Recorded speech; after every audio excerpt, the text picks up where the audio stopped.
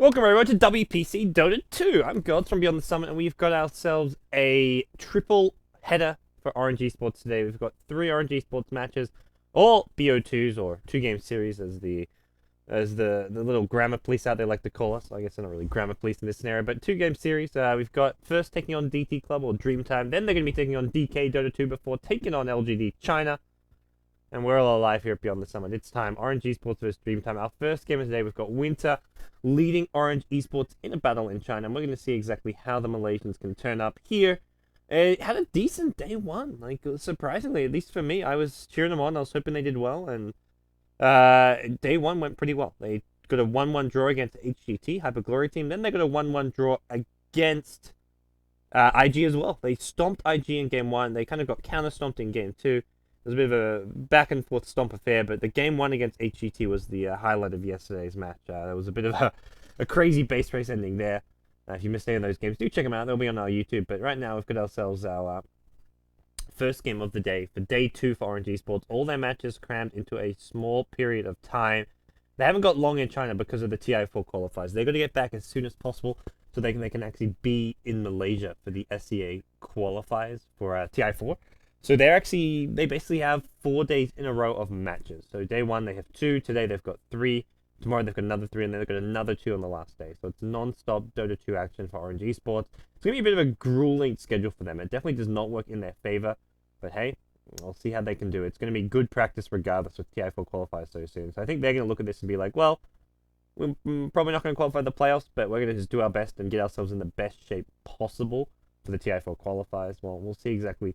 Speaking of TI4 qualifiers, the team on the other side of the battlefield here in Game 1, DT Club, they're also going to be in the TI4 qualifiers. In the Chinese qualifiers, they've been doing absolutely fantastic as of late. The Air Brewmaster has been a big thing here, and they're going to get their hands on that in Game number 1. So I'm sure Orange have done their homework and are aware of this. At least I would assume so, but maybe just deciding that they can go up against it. They don't have to worry about it as much. See Sharky here, not the kind of co-captain of the team, I like to say. Maybe more like the spiritual captain of the team. He's been around for a long time, leading former MUFC teams and being the big time experienced veteran alongside Winter on this Orange Esports team. So he's kind of retired, then unretired. He's come back a few times, but here he is in China playing in WPC. It's really the other 3 players who are really young, have a lot of kind of big individual play and flair about them. You got Ysira, as well as Shox. Ysira like 17 years old. That's all the mid player. Shox is I think 20, 21. Not exactly like crazy young, but I think relative to some of the Dota 2 players who are well into their 20s, that's pretty young to be. And they've got Insidious, who I think is like around 20 as well. So they've got 3 very young players on the team, but we're going to see exactly what they plan out here. They go for the Brewmaster with the Prophet. The Prophet's another pick they like to do a lot of, and that's going to be in the offlane, most likely. So expect to see that in the hands of, in July, the offlane player for the team. So, as for RNG Sports, what have they got? They're playing on the Radiant side. They do get Invoker, Shadow Shaman. So if it's an Exo Invoker, which it normally is for Ysira, we're looking at a lot of fast pushing. Get the Forward Spirits up early, the Necrobooks, combine it with the Serpent Wards, and just have this really hard to defend push coming out. And I imagine that's something DT Club will make sure they have enough to do with push. I mean, already as it is, you've got Prophet, Wrath of Nature. Brewmaster with a Blink Clap ulti can just start off a fight in a good fashion. So that's going to be always a nice way to start fights on your own terms and help actually deal with a push. I think I like having that blink initiator like in the Brewmaster, who doesn't have to worry about dying when he blinks in, as long as he gets his ulti off. So he's going to be maybe you want to make sure they could ban out something like the Disruptor. I think it was IG who really struggled with the Brewmaster against a Disruptor pick, but for now it's Orange banning out the Wisp to go with the AA ban. Shocks, man, that's not how you wear your headphones. You need to get some lessons, man. You may be young, but that's no excuse. That's not a proper headphone usage. And there we go. the nice close-up on Dreamtime. I like that. How poetic. Mr. Who are we looking at here? I'm not actually sure. I think that's maybe Dreamy You? Not sure. I recognize XDD and Air, but the other players not so much. You go back to those player intros that we had earlier on. Well, we're going to see what they ban out here with their last ban. What are they worried about that Orange could be picking up? And for now, they kind of, if they've done any of their homework on Orange, they know the Invokers probably go mid, typically run there for RNG Sports, Shadow Shaman. Any team's running this as a support, it doesn't go much beyond that. So We'll see what the plan is going to be with these next couple of bans and picks here. And there we go. There's your ban. Clockwork gets taken out of the pool, so no Clockwork for Orange Esports here in game number 1. Not a hero. We've seen that. We saw one game. Winter played this yesterday. I actually played it. The one game against HGT. And he played some really good late game Clockwork. But yeah, I guess why not ban it out? They then go right into their pick here. So we'll see what pick they want to get here. They haven't got any supports yet, which is where you look towards what's available, like the Rubik, the Sand King. AA and Whisk getting banned out by Orange Esports. We've seen a few Whisk tiny games from DT, and there we go. Sand King's going to be the pick for the third slot. No Rubik just yet. Rubik always kind of nice against the Shadow Shaman pushes, because if he's going after drop wards, it does set up a pretty easy Serpent ward steal for the Rubik. But yeah, we got Rubik. Speaking of Rubik, no spoilerinos. Well, a little spoilerino. Orange Esports going to maybe take that one up. Let me go back to not spoiling picks. There we go. I'm going to cover up my screen. Just watch the screen that you guys are watching, so no longer possible for me to make any crazy predictions. But here we go. What are we going to have as Orange Esports? Rubik's the name of the game, as spoiled. So we will be seeing... There's your two supports for Orange Esports, Rubik and Shadow Chapman. And nothing too crazy. It's not like an all-in push strat with these two supports. Doesn't really reveal too much. They've got good early game ganking if they want to use it. Great lane control in the offlane, so you can't just be sending... I mean, any offlane hero against these two supports can struggle to get XP, get zoned down. XTD. Could have been playing them offlane. Well, we'll see how XTD does on this. He's played quite a few games of this over the last week or two. He hasn't been on the tiny. We have seen quite... I think Morphling, one of his more played heroes. That's for Orange. They still haven't picked up their carry. We saw a crazy Shocked Weaver yesterday. Do we get some more Weaver action coming in or something else? Because Weaver does not match up late game against Morphling, but hey, if you're applying pressure, trying to fight early, can do so. I think maybe more likely we see something like a Luna even. I like the Rubik against Brewmaster, the insta telekinesis. Nice way to try and prevent him getting off the ultimate. And also, it's great against stealing the Brewmaster ultimate. For when it wears off, you can just get that insta spell steal and get a Brewmaster ultimate of your own for the fights. So there's Air, the Brewmaster Magician. What's he thinking as far as this game's concerned for this last big? They do need another support, so they want to go for the jungling support, the Chen the Enchantress for Super. They are available. It does get it fairly greedy with Chen Enchantress as well as a Sand King, because maybe a Chen's kind of like a 5-position jungler, whereas Enchantress is more like your 4-position jungler, and then you got Enchantress and Sand King both wanting good farm. But okay. Doom gets picked up by Orange Esports. Yeah, not bad, not bad. Kind of like the Doom. This will be Shox' hero, or possibly Winter's offlane Doom. We've seen Chinese teams like to run the offlane Doom. Bam! Have some stats. Prophet, Morphling, and Brewmaster. 100% win rate together. The total win, so it's one. These three have been picked up together once in all time. It was probably DT Club as well who had all three together. So, not sure if we're going to live by these stats. I don't think you say, they've got this game in the bag. This trio has never lost before. Well, it's only been picked up once before, so they could have been versing one of the worst teams in the world for all we know. So, yeah. Alright. We'll see what the fifth pick is now for both the two teams as we make our way towards the end. Slark gets banned out by DT. Maybe having seen one of Shox' Slark games yesterday. Oh, man. Still, so you guys, if I ever go mute for any random reasons, it's probably because I'm trying not to cough on mic here. I still got quite a bad cold, so I also probably sound a bit different because of my cold, but I may go mute every now and then because I've got to have a bit of a coughing spaz attack. But it seems to be okay. I'm definitely on the upswing now. I'm feeling a bit better than I did yesterday. It's like I've gotten over my cold, but I've still got some of the symptoms there. So what do DT Club and Orange make it? Whose pick is it first? Orange first pick Invoke. Okay, it's DT's pick. They get the Visage. There's your other support. So this is going to be a trailing with the Sand King Visage. Now on the dire side, so Visage, a good medallion buyer to help you with the fairly early Roshan. Not a terrible Rosh lineup with Visage, Prophet, Morphling right-click damage. So all in all, it's pretty good. Can't complain. You always want to have that at least option to take Roshan at some point in the early to mid game if you get ahead, or even if you're behind. Like so many times we see dire sides when they're behind just try and sneak a Roshan to catch their opponents by surprise and help get them back in the game. So we'll see Visage being the fifth pick for DT Club. For Orange, they've got their two supports. They need another core hero. Zarg would have been pretty nice based on how they played recently. And Maybe Doom safe lane if they pick up an offlaner though. But I think the Doom offlane has been quite popular, at least in the Chinese scene. We'll see if the Southeast Asian, the Malaysians, RNG Sports look good as well here with this last game. As Orange, how much? One thing I don't like about this, I'm not looking in the game. I don't know how much time they have left to pick. We don't get any timers on this overlay. Maybe we'll go back to using our own overlay soon. We get to see this overlay enough. Get the camera shot of the players. Actually, to me, I'd take the camera shots of the players over the pick timers. Being able to see the players in person is always really nice. Get that human element, that human feeling. Orange go Faceless Void. Ooh. So Shock's Faceless Void. Winter will be on the offlane Doom. It's a cool little pick. Cool little pick. No complaints. I like seeing the Doom come out. Alright, so we'll hop ourselves in the game now. Orange Esports, after a decent day one, they were pretty happy. I mean, just seeing them when they turned around that game one against Hyper Glory Team, they were jumping out of their seats, so thrilled. When they took a game of IG, they were all smiles and just happy. And even in the games they lost, they didn't look too distraught. I think at the end of the day, they knew they weren't expected to take a game off IG, and the fact they just get one game of the two, they were thrilled about. Even against teams like Hyper Glory Team, they were probably a bit worried that maybe the series wouldn't go too well. Like, I think it was a legitimate concern for Orange, like, within their team. Like, they haven't been playing that well. They've been losing, like, to teams they shouldn't. Battle. Like, they lost to, they got 2-0'd by, who was it? Zephyr in the inaugural. And that's like whoa, man, you're meant to be one of the best teams in SEA. You can't go losing to Korean Dota. What is this?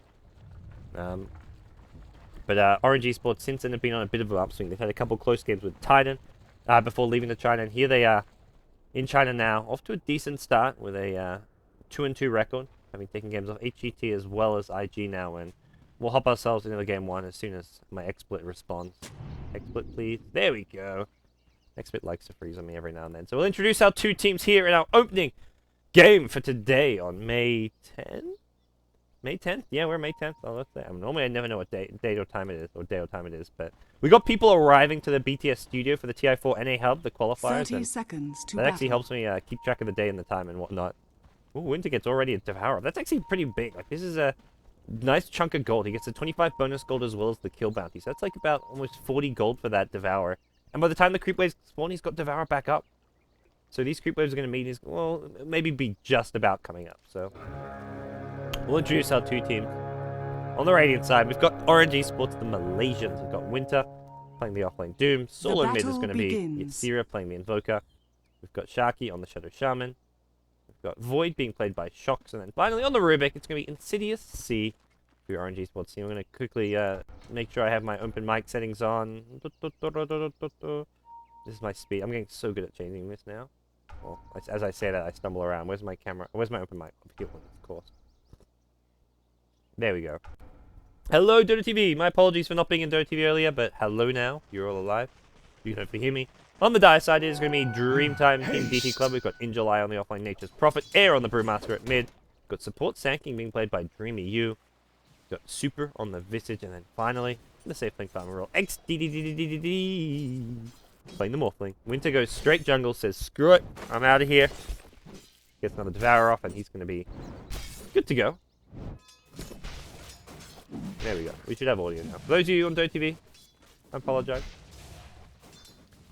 But, there you go. Make sure. Let me know if there's any audio stuff that needs helping out. But we have a quick pause coming out. So they have some tech issues. We have some tech issues. We all have tech issues, and we're hopefully going to get things underway fairly soon. But I think we should be pretty good. There we go. Yep. There's, I believe, like maybe, I'm not sure what the Dota TV delay is.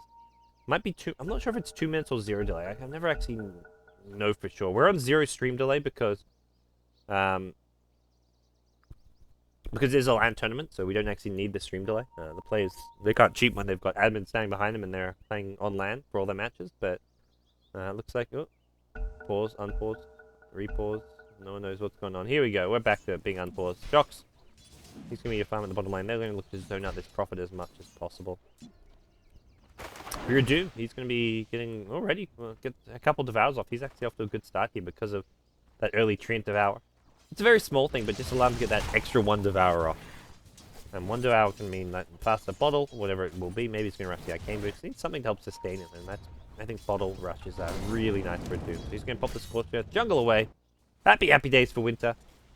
As for the DT Club supports, not really up to too much. There's no one at top to zone out. No one to do anything to here. They could go for a fast push with a Morphling Bassy Ring, which they haven't got up just yet. They're trying to pull over this medium camp. Not seeing doing so. There we go. That'll work a bit better. Draw the aggro. Draw the aggro. Get some. Okay.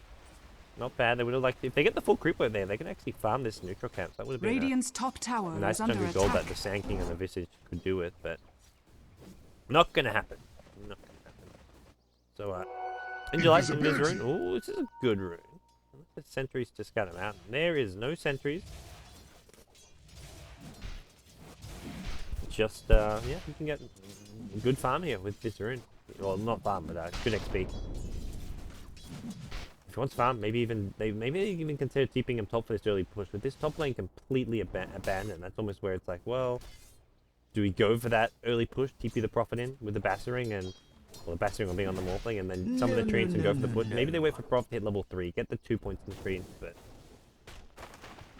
I think that's where we see that around 3.5 minutes. That's when that first catapult comes out, and with the catapult, you can just push so much more reliably and fast. There in the mid lane, how's his farm doing? 14 CS to the Invokers, 9 and 5. He's just flat out beating you here on CS. Brewmaster, pretty tanky and hard to deal with. 2 points in the Drunken Brawl line. Yeah, he's just fine. No wuzzes for him. Early bottle, good next, and standard stuff from him. So, early game, no kills. We're only 3 minutes in. You wouldn't really expect any kills. Both teams going for a safe lane trial. Unless off lanes get caught out of position, we're not going to be seeing that. Maybe at some point we see Sand King Visage go for a smoke towards mid. Sand King has the smoke, has his boots up already as well, but it seems instead they do want to try and start pressuring the tower. TP coming in from the Prophet. Indulite level 3, so this is the push we're talking about. Even popped down the Sandstorm. There we go. Siege Creep coming in as well. So they're going to be all in committed to this one. And Orange, it's not easy to defend it. Doom could pick up a TP, go up there with 2 points in the skirt death, but that's pretty much certain death. Structures if are he TP's on this fortified. tier 1. They'll delay it with the glyph, but that's about all they can do. I think he's going to go up there anyways, because there's going to be he's going to push out to the tier 2, and that's where he can actually get XP and Radiant's top tower make something is happen under there. attack. Well, that's for Orange. That support's actually smoked up. They're going to be going for a gank on, well, no one's bottom, so I'm not sure who they're ganking down there. They're hoping for the 4-minute rune up top. Not going to happen. Sharky gets a haste then. Radiant's top tower has fallen. There we go. Tier 1 tower down mid lane though. Air, they've gone in. Jackals is starting off. Sharky's level 3. Doesn't have the Hex, but has the Ether Shock with the Cold Snap. This may be a kill. Sunstrike to follow, and Air still alive a little bit longer, but it does go down. There's the first blood. Ysira picks up the kill. It is going to be a second tower attempted for DP Club in the top lane. Winter being zoned out pretty far here. Sand King's coming with the boot from behind the War Stomp. Going to help Winter out, keep him alive. Means no Burrow Strike. Here comes Sharky. 2 points in the Ether Shock. Shackles on the super.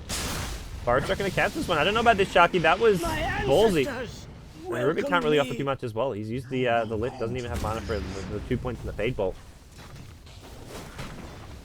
And with the Siege Creep still alive, they're pushing this tier 2 tower. They want to commit to this one. They say, let's get it now. We've got the glyph down. This tower's going down, and Morphling's going to get so sad off of this. This gets the last hit. Radiant's top tower has fallen. So successful 2 tower push in the safe lane. Normally you see this fast Siege Creep push, and you only get the 1 tier 1 tower. Orange, not doing the best job of defending it. I think that's a bit of a mistake that they give him. Dire not just tower one. is under attack. Like, there's not much you can do about the 1 tower going down, especially when your offlane here is a Doom. Like, you get a Prophet, you can draw aggro off the tower using the treants. And look at this tier 1 tower. It's still so healthy. Void's not a good pusher. Doesn't go for the Bassering or anything like that. And, well, Prophet, a great anti-pusher in the offlane. Doesn't have AoE, but just the treants be able to draw aggro off tower is such a huge asset to have. Origin seems to mind that. What they're doing is going for the minuses. They got Ysira now. Close to a minus for him with the first blood gold. They've got Void shocked with a minus already for himself for the bottom lane, so they can't really do much as well as far as zoning out the Prophet and going for kills until Void hits level 6 and didn't go for any fast treads or anything like that to actually try and have good laning presence. But with Chronosphere, anything can happen. That's where you can actually get those kills. And Shox is going to hit that. Has the minus XP and now has a creep over this tower. That's going to be his XP that he needs. We'll see Chronosphere coming into play in just a second. DT Club, though, their supports now have a couple options. They've taken the 2 fast towers at top. There's no real need for them at top lane. They can now look for ganks and look to have some presence in mid lane, which is going to be in the forms of either ganking the mid Invoker or protecting the mid Brewmaster from gank. Or they go greedy, which is Dreamy U, stack and pull, and it looks like that's Dreamy use plans now. Injuly is going jungle as well, so with Injuly in the jungle, Super's going to go for pulls. Sanking's going to go for pulls. They basically say, Brewmaster, play safe, play defensive, don't die. We're going to play greedy. We're not going to back you up. And Brewmaster's got the Primal Split, so killing him is going to be tricky when he's got this, not to mention the Invis room bottled up as well. So I think for DT Club, this is a good early game. They're taking the 2 towers. They are up against the double minus, so that's the one thing where Orange is right now behind by 2k gold, but these minus golds going to start kicking in soon, and that's where they accelerate their farm and get pretty damn scary. So now we'll see Doom up to 1200. I think you go like Arcane Mech this game. I think that's probably what we're thinking. I do not want to see it. That is just way too many, and it does somewhat limit Doom's early. They're going to be put under a lot of pressure soon, and that's where you need to have the fast mech up for the team. The Arcane Boots helps a lot as well, not so much for the Void, but it does help the Invoker. Dire's bottom tower is under attack.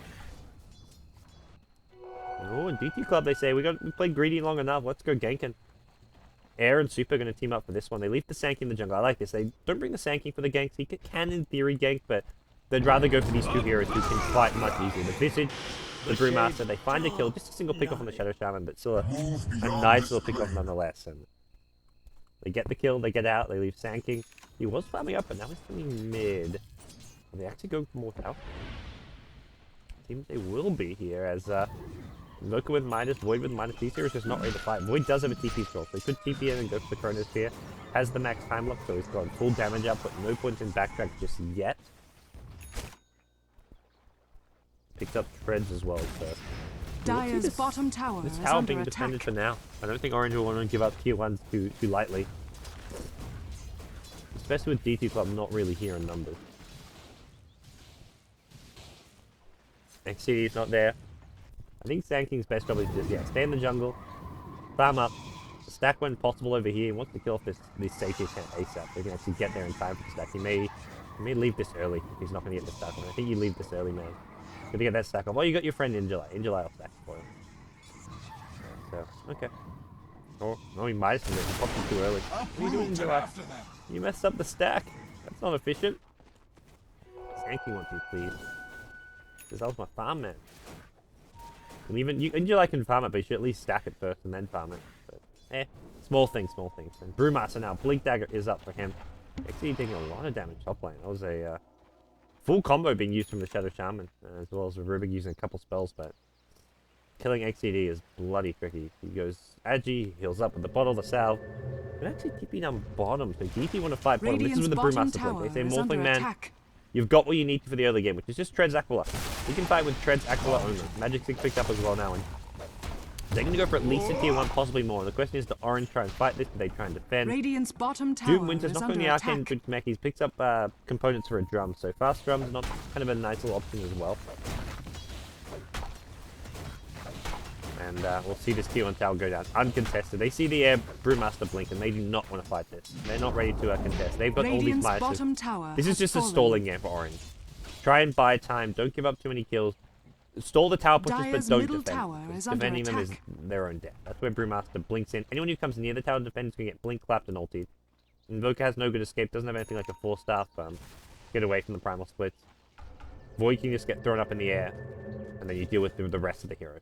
If you don't catch the Brewmaster in that Chronosphere, if he gets his Wind Panda outside of it, he does get that Cyclone off, and Void becomes useless even inside a Chronosphere. Just a tier 1 tower push. XCD is now in the bottom lane.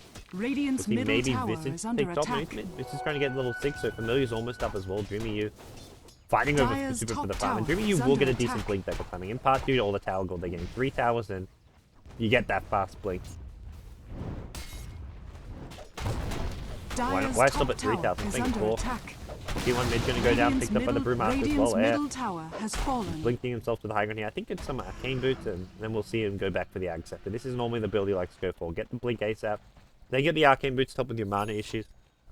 You don't have, like, you can still fight without the Arcane Boots. Like, you haven't got, you've got the mana pool just for the Blink Clap ultimate, but you want to be able to use that clap more freely to push out creep waves, to harass heroes without the ultimate, which is where the Arcane Boots. Not to mention helps your team. Morphling wants him. Super's not going to be able to farm him. He's actually gone for a straight mech. Super's going to have a super fast mech. Sankey's going to have a Blink Dagger up. This team is just ready to fight, take every single tower. Every tower's just dropping one by one. This is the 5th tower of the game. We're 11 minutes in. DT's push cannot be Radiant's stopped. I middle was casting with tower has Celeste fallen. yesterday, and he said the big thing for Orange is get better and deal with pushes.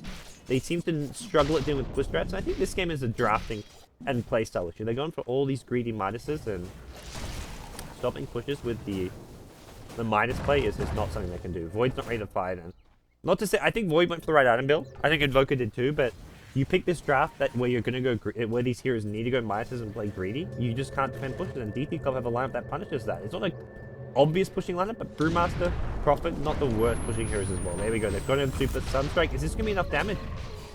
Oh, he doesn't have the mech. If he had the mech there, it could be a different story. Nice draft and block the chase as well. So there's into the ultimate there. With the familiars, Victor may just straight up die. He has popped the drum already. Is there familiar stuns? Yep, familiar stun 1-2. Burrow's not going to finish off Doom there.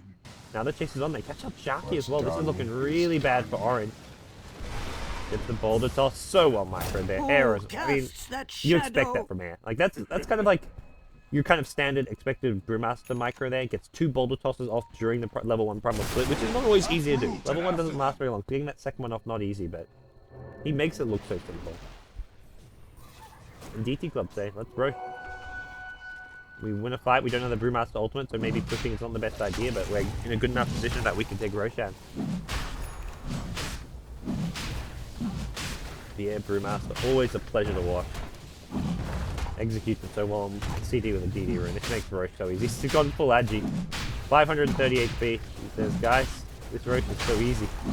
260, 70 damage. Fallen to the dire. So, Orange now 1500 gold on the Doom. I feel like he needs this mech ASAP. I think he just goes at next. He's going to be the mech guy for the team. DT Club only have 1 out of tower left to take in the bottom lane, so they can do that pretty soon. And with the Aegis, I don't see what's stopping him taking on high ground. They'll grab a Necrobook on in July. That'll give him some more high ground sieging potential. Morphling's going to be rushing. It looks maybe a Manta style. I have to say, this is... Oh, it could be Lincoln still. He's sitting on full agi, even with the ultimate orb. There we go. Goes back to a bit more strength. I think he realizes, this is a bit risky. Gets a lot more strength. Damn, 1400 HP, bro. That's a lot. There we go. Whoa! He's going like full... I guess he's scared of like a Doom into Cronus. He wants to be able to survive a Doom. Because if he gets Doom, he can't morph strength if he's not already morphing strength. So he wants to have enough HP that he doesn't die to the Doom. And he's got an Aegis anyways. You can still last hit. Like, you're sitting on a bunch of strength here. Your damage is not great, but 89 damage, that's more than enough to last hit with. So he wants to make it so that Doom cannot kill him on his own. Or if he does, it's because they commit like 5 heroes to killing him, and Radiant's then you bottom tower turn that bad is boy under around. attack. You respawn with the Aegis and you take him on.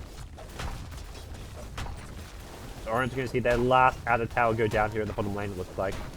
And Lucas picked up a 4-star, and I like this. You need it against the Brewmaster, but how much is this going to help you? T3 tower goes Radiant's down. Doom's bottom looking tower has for the fallen. Morphling. I just don't think he gets this skill. Yeah, Dire's Morphling going to top wave out tower and play is safe, under but attack. I think Morphling could even defend. Dire's structures The are Doom, fortified. Chronosphere, and Sunstrike. It's close. I think they maybe do just kill him, but it's still pretty close here. And they're going high ground. They don't care about the Morphling not being there. Morphling created a bit of space at top lane, Dire's and top he's going to tower see is under the attack. TP coming in. They want to defend this one. That's just tanky. Gets the Blink Fire Strike. Actually hits Doc. Doc's going to go for a Chronosphere. There's a Sunstrike as well. This is bad. Dreamy Dire's you, man. middle tower is Mistakes under were made. Doc has mana for a TP out. Is there anything to cancel this? Adaptive Strike or anything to right click damage? Dire's It's top not there. tower They has even put the fallen. Brewmaster ultimate, but you can't cancel. You have to like preemptively Brewmaster ulti if you want to stop TP. The cast time on it, and before you can grab either a Boulder or a Cyclone on the Storm Panda is just too slow. So he cast it after he saw the TP, and by then it was too late. Nice trade there for RNG Sports. They push back the bottom lane, gonna kill on the Sand King, and get out of there on the Void too. Almost went down because of the Mask of Madness, making him take so much extra damage. Well, that's Brewmaster's ulti on cooldown, and without the Brewmaster ulti, they can't really push. Ooh, it's just gone blink. Okay, this gives them initiation. I keep talking about the mech, but I guess end of the day, they're not team fighting. They're not trying to fight, they're not trying to defend. So maybe they're thinking mech. We'll get it later when we're ready to team fight, and Dire's maybe middle they just don't tower get it all is this under game. attack. Could be one of those games. The DT Club fits much better with their stack, because they're the ones pushing, and having a mech makes your team a lot. Makes it just so you can't fight your team. You don't want to engage into that. still looking really good. This gold graph is not gonna be pretty. I'd say it's like an 8, yeah, 7.5 AK gold lead after the kill in the tower at top lane, and that's with like a 5 tower lead. Like you look at the actual farm and it's pretty even, but the tower gold is what's giving DT Club a big edge here. By no means is this game over. It's gonna come down to whether Orange can defend their high ground, and they're starting to get the items to do it. Like Invoker with this 4-star.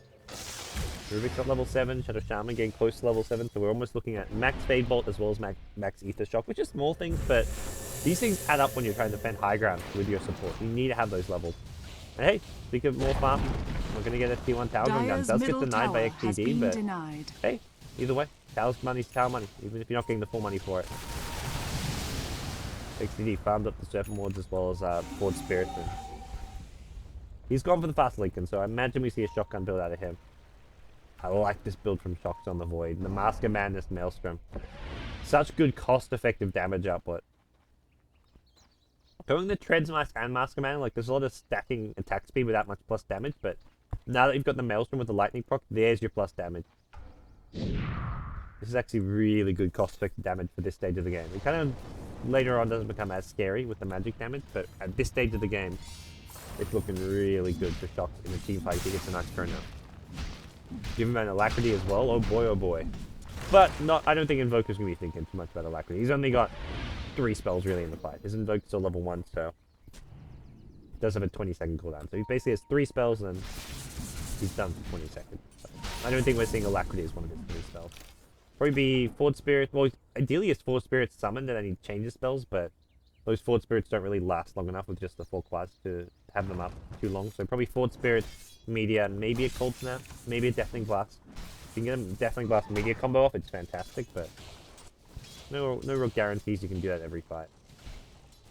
So DT Club picked up a smoke, and they've still got the Aegis, don't they?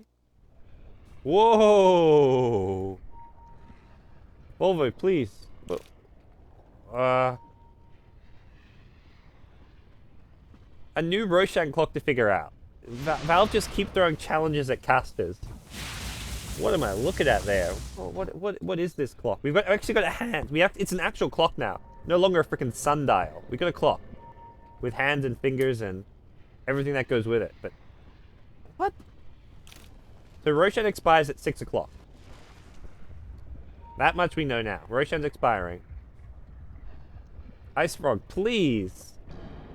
I just figured out the old Roshan clock. And now you're throwing this at me. Meanwhile, top lane, the Doom's gone down the Morph lane. It hasn't thrown an ult punch just yet. They kill the Void. I'm getting too mad. Whoa! No, XD is fine. No, didn't have the Aegis as well. The Aegis just expired. If he died there, that's a big loss to him. God damn it, Ice Frog. Or Volvo. Volvo, please. Where am I looking at? Does it so Roshan maybe this is like the 8-minute mark? This is the 12-minute, this is the 10? Wait, so each one of these is 1 minute. So 1, 2, 3, 4, 5, 6. This is the 6 minutes. So 6 minutes is here, and that's when Aegis expires after 6 minutes. This is 7 minutes. This is 8 minutes. So that means Roshan can respawn anytime in this area here. So it's a 12-minute clock. Okay, I guess that makes sense to have a 12-minute clock.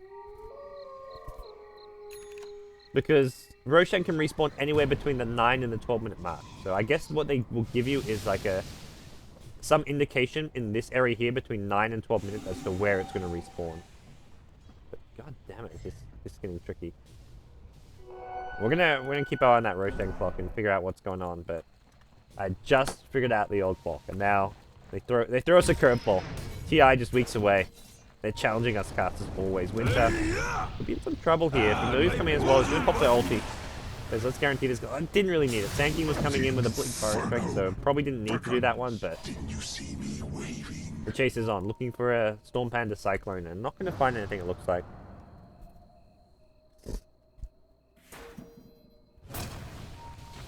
People don't want to see the clock. Guys, this is like real-time caster problems. Figuring out Roshan clocks. If you ever want to make it as a caster, you have to know Roshan clocks and how they work, how they function. This new patch, I haven't actually read what's added a new patch. Well, I see everyone hyped up about the compendium, so there's a compendium. I need to go and buy it. That's gonna be on my first to-do list. Maybe between games I'll buy it and we can look through it and see what's going on with the compendium.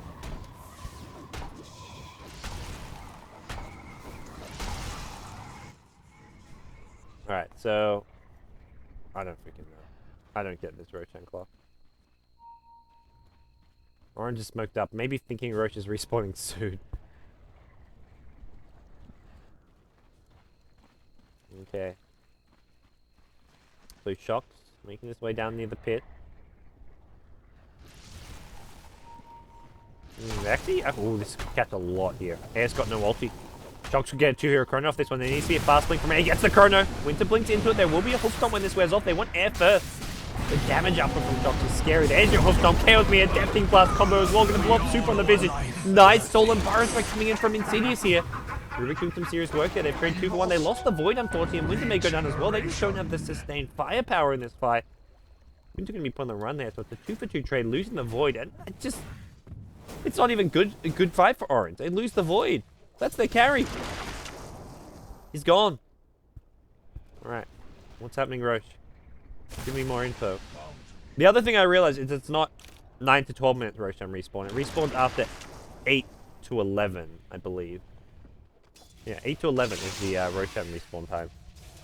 So, I don't know. I don't know how a 12 fragmented clock works when it's a maximum 11 minutes, not 12 minutes. Bloody Roshan clock. This shit's messed up. Wow, we gotta replay that last fight. We can see this Void get blown up. He just died so bloody fast.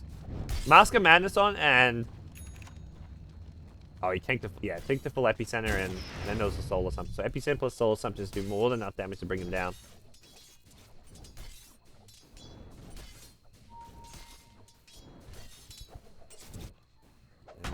Alright, so they lose Air, but he didn't have his ulti anyways, and at this point he's got all the items in the world he needs. He's got his Axe, he's got his Blink.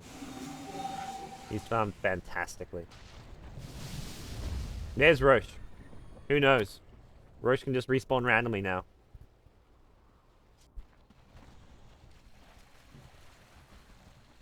So smoking in the enemy jungle. I'm surprised they haven't gone for that high ground push yet. They got all these 6 outer towers, like 15 minutes in the game, and then just kind of slowed down, gave Orange space. Bit too scared to push that high ground. Shox does have his Chronosphere back up. One of the nice benefits of having Voyager carry that Chronosphere with a really short cooldown. So he's Burrow Strike. Oh, they caught Sharky. He should go down the waveform through XCD, gets the kill. XCD still no shotgun as well. Maybe that's one of the other items they're waiting before they go for that game-ending high ground push. Do they fall back and take Roshan, or they looks like they just want to go high ground with this. Necro 3, yeah, let's say. It's surely going to Necro 3. In July, it's ready to go with the Necro books in a couple seconds, and sending this not going to be easy. They've got the Chaos Meter, they need to throw that out fairly soon, I imagine. And link forward, they go through. Bromaster just going to pop the ultimate while his team take the Raxes. Nicely played here. Oh, meanwhile, there's a Chronosphere in the backline here. They've caught a lot of them really nice play from Shock. Epicenter being used by Dreamy U doesn't capture the Void, and Mask Commander, this Void is barely squishy, but they're not focusing him down too much. Dreamy U needs another stun. The gem's being dropped as the Visage died, and unfortunately for Shock, he's lost all his mana. The Necrobook just crippling him now. Shock still alive. He actually backtracked the Burrow Strike damage. The Prophet gets a kill. Bruma's ultimate being stolen here by the Rubik. He'll turn this fight around. The chase is on. They won in July. Meanwhile, Rax is being focused by the Necro unit. 3 months trying to think in July. Not going to get him though. This is just a replicate of the Morphling. So, what? They see. Prophet. He's not going to die here, I don't believe. Familiar's going to show up as well. Rubik. Uh-oh, you in trouble now. Has a force up for the low gun. Should be able to get out of here. And backup's arrived. Orange still good to go. The Void somehow surviving through all of that. He wants his replicate. Will get the replicate. That backtrack on the Burrow Strike. Saving the Void's life, I want to say. Shock's backtracked a lot of damage there. The Epicenter was just not on point. Like the previous Epicenter at these Ancients was fantastic. This time around, it was not as pretty. Didn't do any damage to the Void. You really want to be aiming for that Void, I think, with the Epicenter. Now, until he has BKB, that Epicenter should be used as much as possible on Shocks during the Mask of Madness. He takes so much extra damage and becomes so squishy. You throw an Epicenter in the Soul Assumptions like we saw earlier, he melts. Come! Alright, so DT Club, 10 kills to 7. 26 minutes of the game, they're still the ones in firm control. I feel like Morphling late game is a decent carry against the Void regardless. I mean, Void one of the better / best late game carries just because of the nature of Chronosphere more than anything. Being able to just lock down heroes in place for a long period of time, but Morphling as far as man fighting goes, I'd say he comes out on top. You take Chronosphere out of the picture, Morphling is probably the better carry, but Chronosphere just adds that. You can sort of win a team fight off of a good Chronosphere with a farmed enough Void. And a Void will at BKB. This is crucial for RNG Sports. But don't go for the Mjolnir just yet. They'll get the BKB and then go back for the Mjolnir. Or maybe even goes like Daedalus before that. Like I think you can just get the Daedalus now if you really want, depending on how much you want that Mjolnir effect. Like you can put the Mjolnir on the Doom, I guess. Doom's pretty tanky. But if you want just single target damage, Daedalus probably the way to go. So they get Roche. What does our clock tell us? So is this... What's this? This is the Roshan respawn here? Is that what this is telling us? Because this is all bright yellow. Then it goes orangey, like with a thin line. You bloody knows, man. That's the 8-minute mark. This is where Roshan... This is like when you can start the Roshan respawn. And then... Then what? Then what? Who knows? Shotgun in the base. Ooh, Brewmaster gets the ulti off. Does Rubik still have this? He does, you betcha. Now they've gone in with the Chronosphere, trying to bring down XDD. XDD getting very low with the Chaos Media. Has got an age or so, so even if he dies, he will be back in a second. Shock's meanwhile taking so much damage. Even with the BKB, the physical damage is more than enough, maybe. Not quite. Gets a full stuff out of there. The Boulder Toss still chasing. Can actually kill him off. Brewmaster gets a clap off. He will get the kill. No backtrack this time. He moves onto the Invoker. Invoker's got no Invoke. He's going to go down here. Or will he? Brewmaster not going to die for it. Meanwhile, in the main fight, he's blinked back. He's going to bring down the Rubik. And now the 7-1 being dealt with. Rax is exposed. Will be taken out. Air gets a triple kill in that fight. That was without getting the kill on the Invoker at the fountain. So Air just coming up big in the clutch. He's level 16 now, so has that level 3. Aghanim's ulti. You just can't fight this Brewmaster. Defending towers and buildings against Brewmaster is so damn tricky to do. We may be looking at a Brewmaster game 2 ban against DT Club. That's what all the other teams are doing. Teams just started first banning Brewmaster against Air. It's their bread and butter strategy. It's what they play best with. It's where they look strongest. So it's like, why not? Mid-Drax's going to go down as well now. And RNG Sports are not out of this. They've still got the Void, but things are going to get a whole lot trickier now to turn this game around.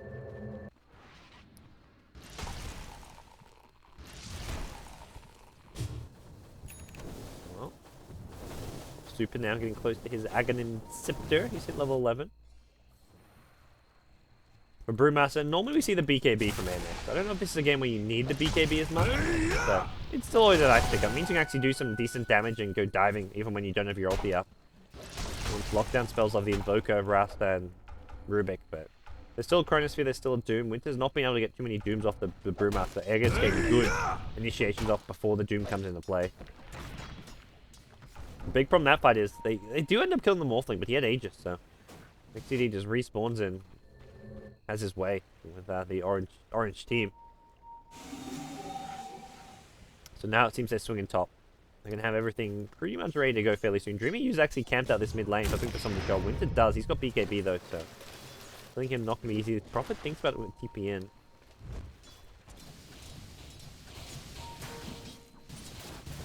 Alright, see what the go is. Lane Sand King. Oh, he's been spotted. They blink from the high ground. They catch Dreamy U. Oh, he was caught sleeping. How appropriate for the Dreamtime namesake player in Dreamy U. Radiant's top tower is under attack. Oi, oi, oi. He does not see them from the low ground, but Orange say, well, we'll take that kill. I think Orange would rather a bigger fish, like the Brewmaster or the Morphling there, but they'll take what they can get. And get this far behind. And that says, screw BKB, go and Refresher. Radiant's Refresher top tower Brewmaster. is under attack. He says, there's too much downtime where I don't have enough units to micro. I want to be able to push more buttons. He gets the Perseverance, and that Refresher is only about 600 away. Even less, perhaps. Yeah, gets her. Oh no, it's Lincoln. Oh, that's sad days. Airman. That's not a very manly item. Just because that kill was so funny, we get to see it again. Whoopsie. I love they show replays of the most random stuff on the Chinese stream. Like, here, let's show a replay of this Sand King getting 5-man jumped in the jungle. Yep. Well, it's 3 Rexes down for RNG Sports, so they're still in that tough little pickle here. A bit of a predicament as far as turning this game around. You're against a Prophet as well, who's constantly going to be split pushing lanes, and any decent fight you might take outside your base, suddenly there's a Prophet showing up another lane, taking Raxes, taking buildings, and causing you more and more problems. Like, see, shotgun's been nice. He's 2-on-5 this game. Like, he's been really solid. I think you look at this DT team and like they've had no weak links, which is always important. Like some of the games where they haven't done well, it's just been like 1 or 2 players like Air playing well. Dreamy U's been really solid on support. Super normally pretty solid as well, but XTD's been a bit hit or miss sometimes on different heroes. In July especially, it's been a bit inconsistent. Sometimes in the offlane he'll just give away way too many kills. This game not a single death on In July, and I think that's actually a key part of this game. If Orange got some extra momentum getting kills on In July, they never even pushed his tower. This is, like, to me, one of the cardinal sins in Dota. You have not pushed your safe lane tower against a solo Prophet who... I mean, it's a Prophet, so he's one of the better heroes at defending the offlane, but you can't be letting a solo offlaner just keep their tower up. You're 30 minutes in the game, and that's part of the problem with picking this Void. They had a carry. If this is a Luna, you get that tower.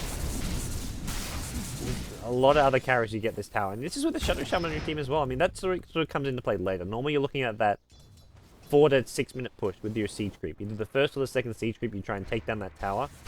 But they didn't go for that. And the Prophet even spent a lot of time in the jungle. So even when the Prophet wasn't there, they were just AFK farming the Void rather than pressuring the tower. Not a fan of seeing the Tier 1 tower in the safe lane of Orange still alive. They're smoked up. Oh, Dreamy U again. He's in the trees. He's blinked forward this time though. Has Familiars backing him up. The smoke does not get revealed though, so they do not realize he's here. Meanwhile, the Void. Oh, they go for this with a Prophet TP and Hex. They can actually get this kill. Prophet TP's Hexes the Necrobook burn his mana, so he's got no time walk out. And I think they can maybe go for this. They don't know where the rest of Orange is. There we go. Epicenter said there's a triple familiar. Shox is just gonna get solo killed. The triple familiar stun perfectly microed it. Sanking says, "What's up, bro?" That's scary when Sanking can solo kill the Faceless Void 35 minutes in the game. Daki gets a nice offensive ward down, but that's not really enough to come out of that one for Orange Esports. Tier 3 at the top lane helping him. Oh, Void buys back, they want to fight mid lane. They get the Doom out on XDD, but he's already morphing strength, so... For better or for worse, he's going to survive this one. But the problem is he's going to get out of this one and have full strength. Meanwhile, Dreamy, you will get focused down the Chronosphere. Shox is in the BKB at this stage. Sharky now put up in his Sprat. Doesn't get a second kill Shock. Gets pushed back, Morphling waveform forward. Not going to catch the Shaman. They're going to clear up the servant ones. Maybe just go for this range track to mid lane. Shock gets the time walk out. Oh, he gets the Cyclone and Rubik, so there's not going to be any steal, I believe. Use that clap, man. Don't let Rubik steal your ultimate. Middle barracks are under If he just wants it, he's not going to get it. Radiant's middle. He gets blown up, tries to do some big YOLO plays there. Meanwhile, like TD, still in some trouble. He's morphing back to strength. Shock's going to get caught up by a burrow second. This may be the death of him. Another clutch time walk out of the last second. Doom goes down instead of him, though. And Shock's, oh, he's hexed up. He's going down this time. Air is there with the blink, the clap. Your series in BKB form, and this is looking all over. For Orange Esports, game 1 is out of their grasp. DT Club take it, and, well, it's the somewhat experienced Chinese side taking down the young, inexperienced Malaysian Orange Esports. I mean, they've got Winter and Sharky leading the way, but 3 very young players in Shox, Insidious, and Ysera. But yeah, it's not a bad game 1 performance, I gotta say. I think DT Club played well. It's good signs for them. But I think Orange Esports as well. Like they just played a bit too greedy. They didn't have any way to defend the pushes, the towers. All those outer towers got taken out so fast, so early on in the game. And all outer towers are gone. At 11 minutes, 5 outer towers are gone. It was this ridiculously fast push coming out from DT Club. Well, that's not meant to happen. What's up with the broken replay? No, that's better. There we go. Neo TV, please. Chinese production value. It's normally perfect, but we've got Orange Esports, and yeah. I mean, a loss is a loss. You're not expecting to be happy, but they're not looking too devastated like we've seen yesterday's ZSMJ when they lost Orange Esports in that game 1 when that huge turnaround throw. That was a defeated looking ZSMJ. But here we are, Orange Esports. They take game 1. Ding-a-ling-a-ling. Maybe you hear that one. Thanks everyone for tuning in. We're going to be taking a quick break. When we come back, game 2 of Orange Esports versus DT Club will be live. Someone's going to get their phone, and we're going to have game 2 coming up after a quick break. WPC action will be continuing shortly. Don't go anywhere.